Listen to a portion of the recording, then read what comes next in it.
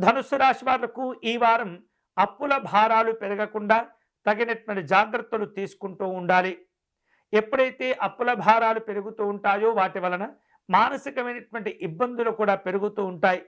చేపట్టినటువంటి పనుల్లో శ్రమకు తగినటువంటి గుర్తింపు గౌరవాల కోసం ఎక్కువగా తాపత్రయపడుతుంటారు, ప్రయత్నం చేస్తుంటారు. కుటుంబ సభ్యుల నుండి పలు రకాల ఆహ్వానాలు అందుతూ ఉంటాయి. అప్పుడప్పుడు అభిప్రాయ భేదాలు కూడా కలుగుతూ ఉంటాయి.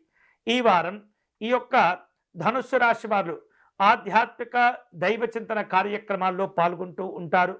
ఆర్థిక పరిస్థితులు సాధారణంగా ఉంటూ ఉంటాయి.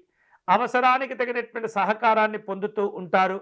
గృహ నిర్మాణాది కార్యక్రమాలు కొన్ని వాయిదా పడుతూ ఉంటాయి. ఈ వారం దూరపు బంధువుల నుండి శుభ కార్యక్రమాల్లో పాల్గొనేందుకు ఆహ్వానాలు అందుకుంటూ ఉంటారు. అద్భుతమైనటువంటి అవకాశాల కోసం ఎదురు చూస్తూ ఉంటారు. వృత్తి ఉద్యోగ విషయాల్లో అంచనాలు తారుమారుతూ ఉంటాయి. అలాగే మీ యొక్క కష్టానికి తగినటువంటి ప్రతిఫలాలు పొందటంలో కూడా ఎదురు చూపులు తప్పకపోవచ్చు. ఉద్యోగపరమైనటువంటి అంశాల్లో పని ఒత్తిడి పెరిగి ఒక్కొక్కసారి విశ్రాంతిని తీసుకునే సమయం కూడా లభించదు. ఆహారాదులు కూడా సమయం దాటిన తర్వాత తీసుకునే పరిస్థితులు ఏర్పడుతూ ఉంటాయి.